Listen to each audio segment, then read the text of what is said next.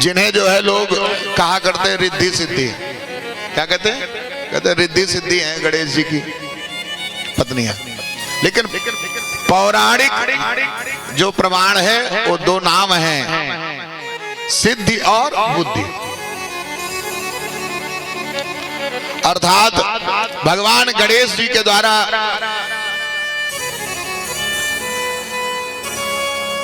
जब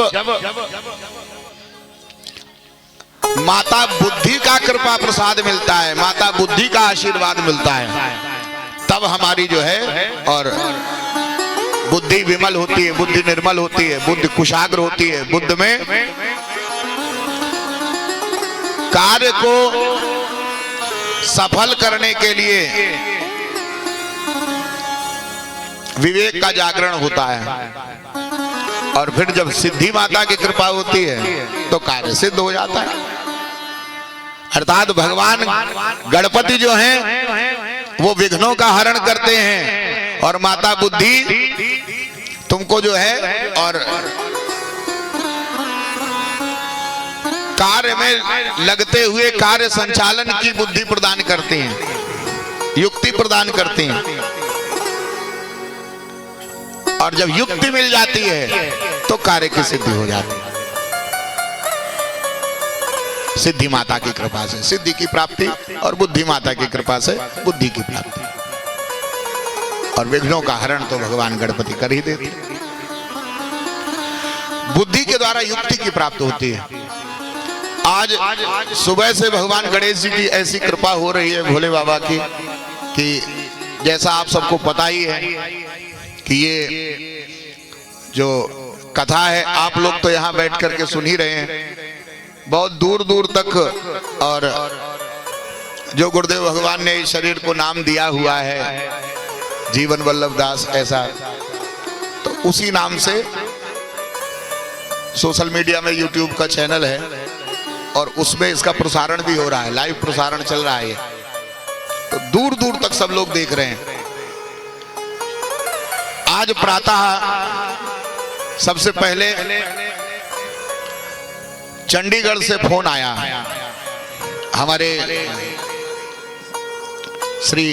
हमारे मित्र हरमनदीप सिंह भट्टी जी, उनके पिताजी का जो है फोन आया। बहुत अच्छे संत हैं, वो भी हैं तो सिख संप्रदाय से, लेकिन ये सब संप्रदाय तो सनातन ही हैं। भगवान मानो श्री कृष्ण ही श्री सदगुरु गोविंद सिंह जी के रूप में भगवान ने अवतार धारण करके, और जब हमारे सनातन पर मुगलों का अत्याचार हो रहा था उस समय उन्होंने और कृपाण लेकर के और हुंकार भरी और मुगलों के छक्के छुड़ाए। गौ की, ब्राह्मण की, सनातन धर्म की, संत की, सज्जनों की, शास्त्रों की रक्षा करने के लिए, और उन्होंने कृपाण उठा करके और मुगलों का लोहा लिया था।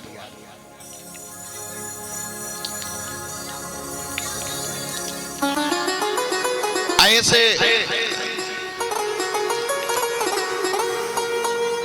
उन श्री सदगुरुदेव का कृपा आशीर्वाद पाने वाले श्री गुरु नानक देव जी, उनका जो वांग्मयी स्वरूप गुरु ग्रंथ साहब के रूप में विराजमान है, उन्होंने व्यक्ति को गुरु न मान करके साक्षात उनकी वो वाणी को ही गुरु मान लिया। क्यों? क्योंकि व्यक्ति में कई बार हमारी श्रद्धा होती है, कई बार श्रद्धा नहीं होती है। व्यक्ति की वाणी समय परिस्थिति के प्रभाव से प्रभावित होकर के कई बार बदल जाती है। कभी कुछ समय आया, कभी कैसा समय आया, तो प्रभाव से प्रभावित होकर के कई बार हमारी वाणी तो बदल जाती है। व्यक्ति की वाणी कभी कुछ हो सकती है, कभी कुछ हो सकती है, लेकिन जो साक्षात भगवान के अवतार हैं उनकी वाणी में कभी कोई परिवर्तन नहीं होता, कभी कोई हेर फेर नहीं होता। जैसी वाणी गुरुवाणी प्राप्त है, बस वैसा ही भाव प्रत्येक शिष्य को, प्रत्येक धर्मावलंबी को वैसा ही मिले, उसमें कोई हेर फेर ना रहे। इसके लिए श्री गुरु ग्रंथ साहब को ही गुरु के रूप में स्वीकार किया। और उन्होंने इतने सुंदर सुंदर सत्संग जो है सुबह सुनाए। लगभग 30-40 मिनट तक उनकी वीडियो कॉल पर हमें सत्संग का लाभ मिला उनसे। उन्होंने एक बात बताई, कहा जो संत सदगुरु होते हैं ना, वो जो है युक्ति बताते हैं, युक्ति से मुक्ति देते हैं। बड़ा सुंदर, इतना आनंद आया अंदर से। कहा वो संत भगवान, संत सदगुरु युक्ति से मुक्ति देते हैं। और यही बात हमारे गुरुदेव भगवान भी बताते हैं। और वही बात उन्होंने जो है हमें बताई सुबह सुबह, का युक्ति से मुक्ति अर्थात जिस व्यक्ति का जिस प्रकार के कर्म में अधिकार होता है, उसी कर्म से उसको मुक्ति का साधन बता देते हैं। ये बड़ी बात है। शास्त्रों में आप नाना प्रकार के और उदाहरण पढ़ते हैं, सुनते हैं। नाना प्रकार के साधन हमें बताते हैं शास्त्रों के द्वारा। ये मंत्र जप लो, ये साधना कर लो, ये तपस्या कर लो, ये जप कर लो, ये तप कर लो, ये भजन कर लो, ये तीर्थ सेवन कर लो। नाना प्रकार की सेवाएं हमें बताई जाती हैं। अमुक सेवा के द्वारा अमुक लाभ प्राप्त होगा। लेकिन यदि किसी का जीवन इतना अस्त व्यस्त हो कि वह जप तप भजन तीर्थाटन सेवा आदि में अपने आप को अशक्य मान रहा हो, अशक्य समझ रहा हो, तब वो क्या करे? जैसे रावण, वो तो सब वेदों का ज्ञाता था, पंडित था, महापंडित था। क्या उसको पता नहीं था भजन का तरीका? क्या उसको पता नहीं था तपस्या कैसे होती है? उसे सब मालूम था। लेकिन मालूम होने के बाद भी वो ये समझ रहा था कि इस तामसी शरीर से और भजन हो नहीं सकता। जैसी भक्ति चाहिए वैसी भक्ति मुझसे नहीं हो सकती।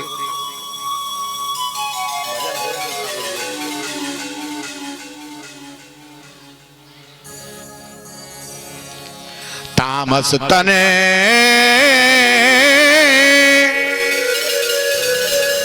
कछु साधन नाही,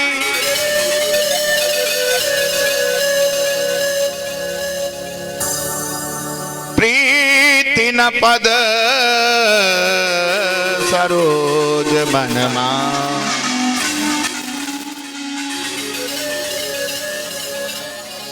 तामस तन कछु साधन ना है। ये तामसी शरीर है, असुर शरीर है, राक्षसी शरीर है। इसमें भला जो है और कैसे साधन बनेंगे? ये साधन नहीं बन पाएंगे तो मुक्ति कैसे हो? तो उसने अपनी तामसी शरीर के का जो साधन है, वो तामस को ही मुक्ति का साधन बना लिया। उसी से अपनी मुक्ति बना ली। और स्वयं मुक्त नहीं हुआ, बल्कि अपने पूरे कुल खानदान, पूरे देश को मुक्त कर दिया। उसी को हथियार बना लिया, अपनी तामसी परिस्थिति को ही, तामसी भावना को ही। पूज्यपाद श्री बिंदु जी महाराज कहते हैं, हे प्रभु, हमने तो आपको अपनी जो है ये जीवन की डोर सौंप दी है। आप चाहें जैसे मुक्त करें, जैसे मुक्त करें, मुक्त कर दीजिए, हमको अपने से मिला लीजिए।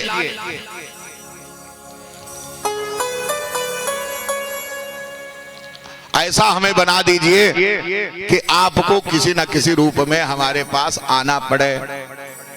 हमें तो आपको पाने की ना सामर्थ्य पता है, ना आपका द्वारा पता है, कुछ नहीं मालूम। लेकिन आप तो घट घट में बसने वाले हैं, आप सबको जानने वाले हैं। आप तो आ ही जाओ। चाहे हमारे मन के अंदर ऐसा प्रेम भर दीजिए, ऐसी भक्ति दे दीजिए कि हम उस भक्ति और प्रेम को पा करके आपको पालें। और नहीं तो आपने ये चित जल पावक गगन समीरा पंच रचित या अधम शरीरा अधम शरीर दिया है ना, तो फिर थोड़ा अधम मत बनाओ, ढंग से बनाओ। न तारो तो ऐसा अधम ही बना दो कि फिर से हो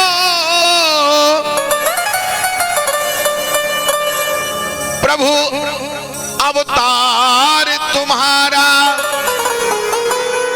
कि फिर से हो जगत में अवतार तुम्हारा। हे प्रभु, अगर तार नहीं सकते तो हमको फिर ऐसा अधम बनाओ कि हम जैसे अधमों का उद्धार करने के लिए आपको आना पड़े। बनाओ तो फिर ऐसा बनाओ, बीच में मत लटका, या तो आर या तो हम बीच में लटके हुए। प्रभु, ये बात कब तक ऐसे बीच भंवर में नाव फंसी रहेगी? या तो आर करो या तो पार करो। यही बात जो है, और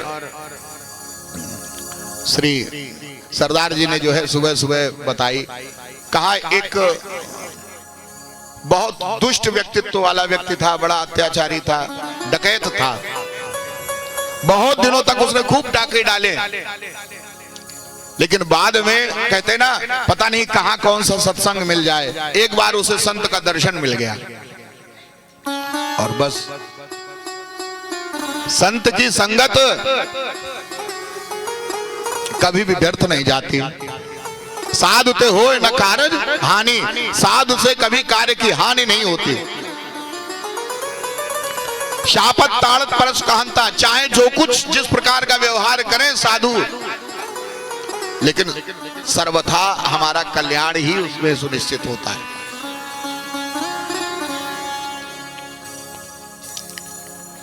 माता भक्ति जिस समय जमुना जी के किनारे बैठ करके रुदन कर रही थी, उनके दोनों पुत्र ज्ञान और वैराग्य दोनों जर्जर हो गए थे।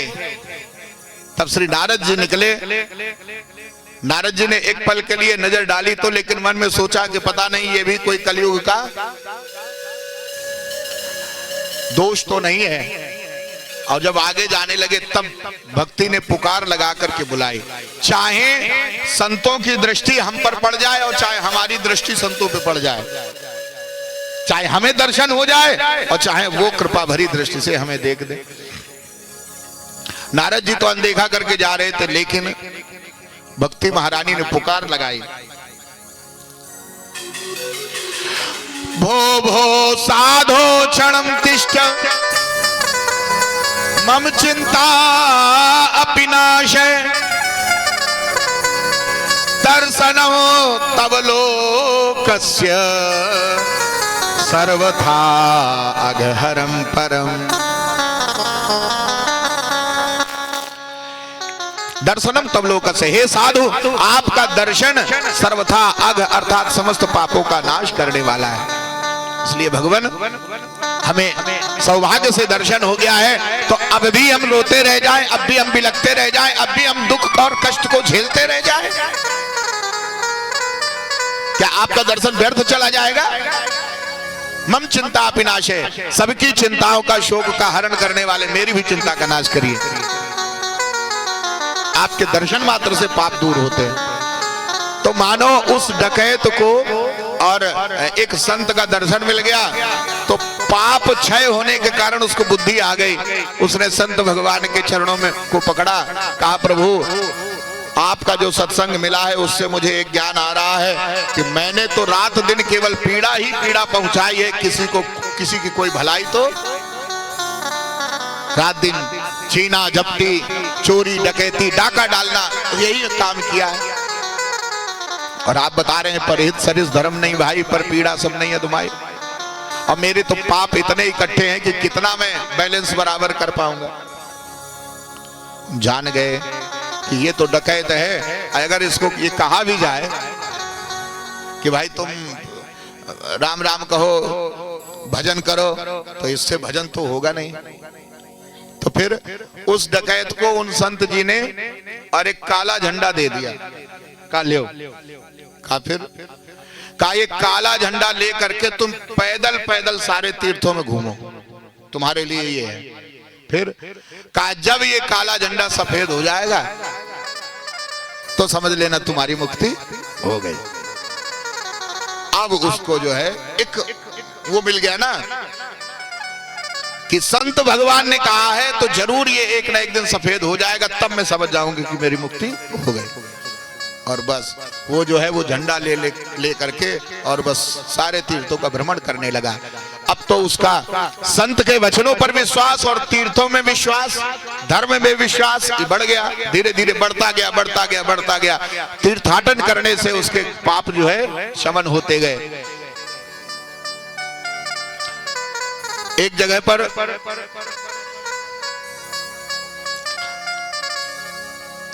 कुछ उत्पाती लोग, अत्याचारी लोग किसी जो है और महिला को छेड़ रहे थे। उसने देखा, कहा ये बात तो ठीक नहीं है। उसके अच्छा पहले से वो चोर डकैत था ही, तो उसको जो है बल तो था ही। वो गया जा करके उसने जो है सब जितने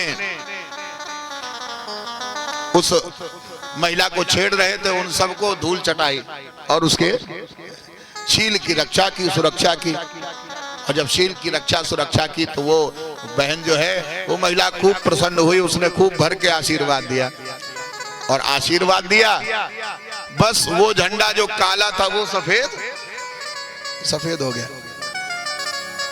अब तो जो है बड़ा मगन हो गया, वाह मैंने इतने ढेर सारे पाप किए थे, आज मेरे पाप धुल गए। और बस वहां से वो झंडा लेकर के सीधे महात्मा जी के पास पहुंचा। महात्मा जी को प्रणाम किया, कहा प्रभु, कहा ये झंडा सफेद हो गया, सफेद हो गया। अर्थात तीर्थ भ्रमण हो गया, तीर्थों से भी उसके पाप नष्ट हुए। तीर्थों में जाकर के स्नान किया, वहां उसके पाप नष्ट हुए। और अंत में और जब उसने हमेशा तो चोरी डकैती करता था, पीड़ा पहुंचाता था, लेकिन किसी को और जब पीड़ा से रक्षा कर दी,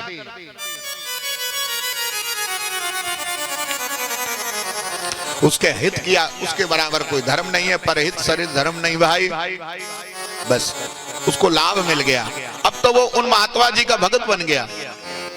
शेष जीवन भगवान का भजन करते हुए फिर उसने जो है मुक्ति को प्राप्त किया।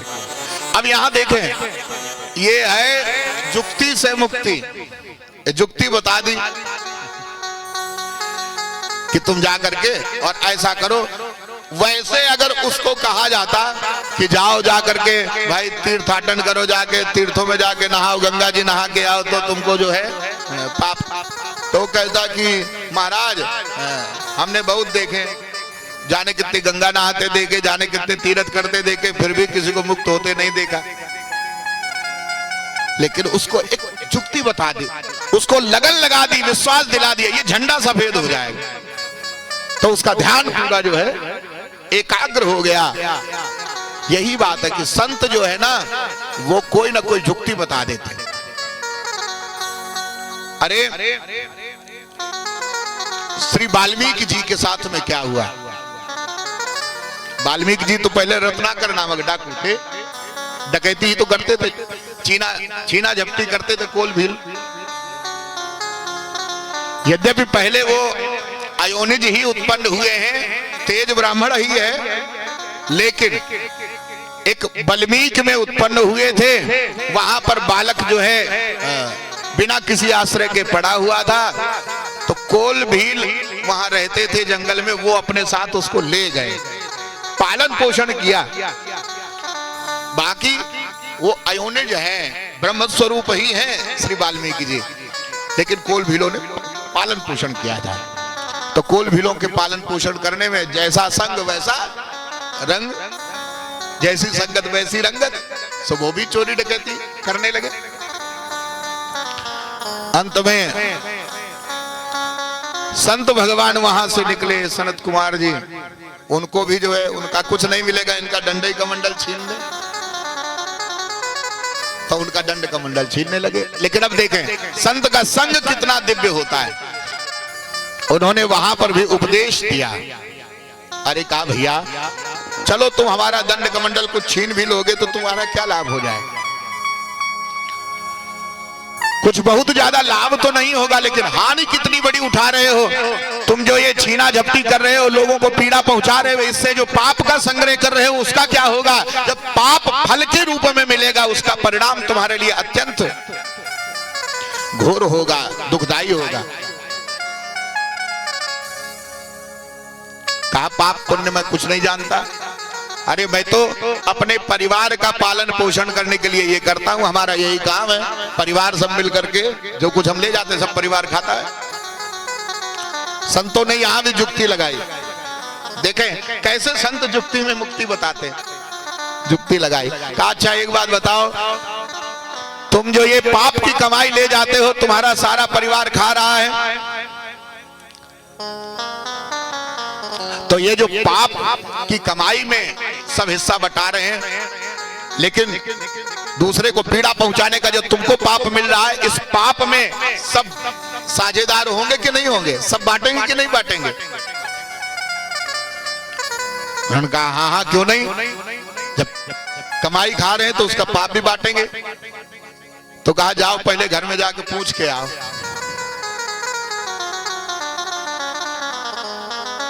उसने कहा हाँ हम इधर पूछने के लिए जाएं, हमें इतना बुद्धू समझ लिया, इधर से तुम रफू चक्कर हो जाओ। उन्होंने कहा तुमको विश्वास नहीं है, कोई बात नहीं, तुम हमको बांध दो, पेड़ से बांध दो। देख लो संत कितने दयालु होते हैं, खुद को पेड़ से बंधवा लिया। और रत्नाकर ने जाकर के और पेड़ से बांध भी दिया संतों को। फिर घर गया और घर में जाकर के सबसे पूछा, पत्नी से पूछा, माता पिता से पूछा, परिवारी जनों से पूछा, देखो हम जो ये कमा कमा करके लाते हैं दूसरे को पीड़ा पहुंचा करके, उसके बदले पाप भी हमको लगता है। हाँ तो कहा जैसे कमाई में हिस्सा सब बांट लेते हो ऐसे हमारे पाप बटाओगे कि नहीं? सबने हाथ खड़े कर दिए, नहीं नहीं पाप में हमारी कोई हिस्सेदारी नहीं है। अरे तुम परिवार के मुखिया हो, परिवार के मुखिया हो, और जब परिवार के मुखिया हो तो परिवार के मुखिया की जिम्मेदारी है जो परिवार है उसका पोषण करना। हमने तो तुमसे नहीं कहा कि तुम पाप से कमा के लाओ, तुम जाओ खूब धर्म से कमा के लाओ। तुम पाप से कमा के लाओगे तो पाप भी तुम भोगोगे, और पुण्य से कमा के लाओगे तो पुण्य भी खुद को ही पाप पुण्य भोगना पड़ेगा। परिवार तो केवल तुम्हारे द्वारा उपार्जित जो सामग्री है उससे सेवा लेने वाला है, पाप पुण्य भोगने वाला नहीं है। और ये बात पक्की है। अगर हमें जीवन प्राप्त हुआ है तो हम सत्कर्म करते हुए सद्धर्म करते हुए उपार्जन करें, तब तो हमारा भी कल्याण है, और उस अन्न के द्वारा तुम्हारे जो परिवारी जन हैं उनकी भी बुद्धि सद्बुद्धि बनेगी, सुमति बनेगी, और सारा परिवार सब प्रकार से कुशल रहेगा। लेकिन तुम्हारे पाप में कोई भागी नहीं होगा। अब तो वहां से वो लौट करके आ गए। महाराज जी आपने सही बताया, हमारा परिवार हमारी कमाई का तो हिस्सेदार है, हमारे पाप का हिस्सेदार नहीं है। कहा वो तो हमने पहले ही बताया था, अब क्या करें, कैसे हमारे ये पाप दूर होंगे? तो उन्होंने कहा बस एक ही साधन है, भगवान का नाम, भगवान के नाम के अलावा और कोई साधन नहीं है।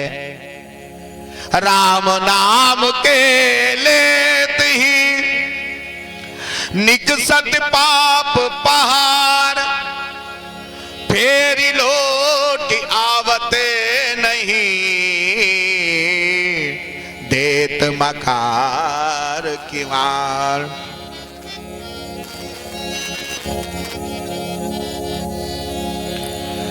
फिर लौट आवत नहीं दीत मकार। राम राम कहो राम राम। लेकिन देखे बात वही है, तामस तन का साधन नहीं, शरीर तो जो है तामसी रह गया। ऐसे ऐसे मार काट मचाए, उसके मुख से राम राम नहीं निकल रहा है। राम राम भी किसके मुख से निकलता है?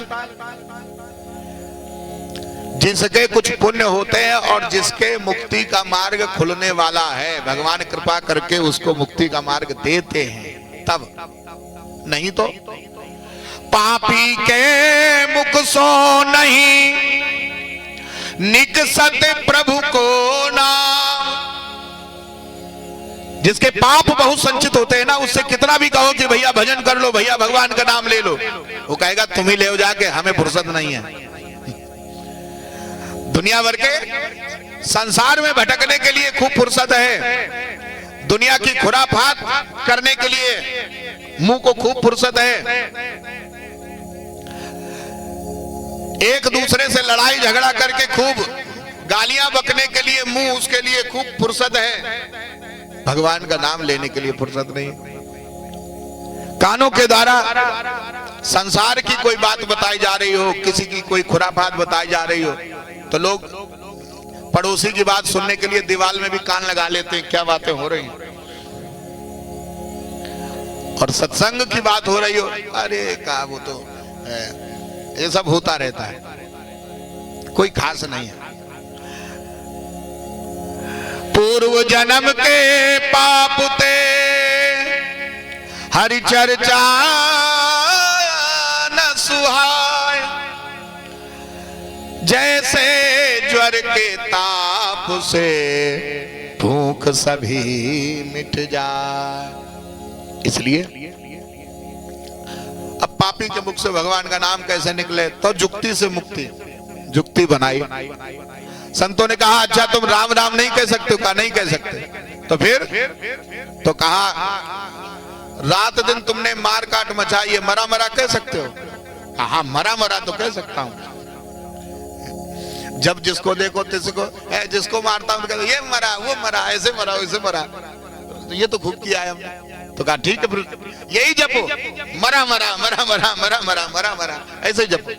और बस वही जपना शुरू कर दिया, मरा मरा मरा मरा मरा मरा मरा मरा मरा मरा, और मरा मरा कहते हुए वही राम राम निकलने लगा। उल्टा नाम जपते जग जाना, उल्टा नाम जपते जग जाना, वाल्मीकि भय ब्रह्म समाना, वाल्मीकि भय ब्रह्म समाना। उल्टा नाम जपते जग जाना, उल्टा नाम जपते जग जाना, वाल्मीकि भय ब्रह्म समाना, वाल्मीकि भय ब्रह्म समाना।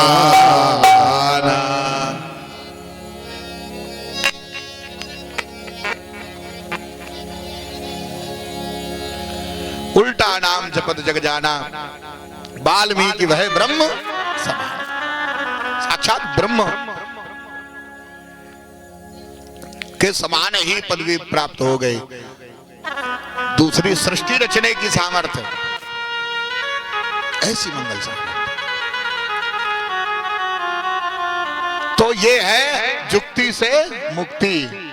संत लोग हम सबको मुक्त करने के लिए ऐसी जुक्ति बता देते हैं, उसी से कल्याण हो जाता। ऐसे जो है, और प्रातः काल ही हमें ये श्री सरदार जी का मंगल और सत्संग मिल गया, और फिर उन्होंने कहा कि हम यहाँ जो है आपकी कथा सुन रहे हैं। अब बताइए, कथा हो रही है आपके कानपुर में और कथा देखी जा रही है पंजाब में। चंडीगढ़ से उनका फोन आ गया। और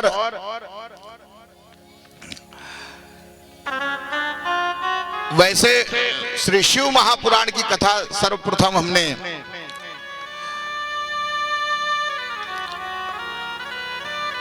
कन्नौज क्षेत्र में छिबरामऊ जो है, छिबरामऊ के पास लाल सहाय की नगरिया देवेश्वर धाम, महादेवेश्वर धाम, ये जो नौबस्ता में और स्वाति नर्सिंग होम है ना, वहां के जो पूज्य श्री अग्निहोत्री जी हैं, उनका वो जो है गांव है।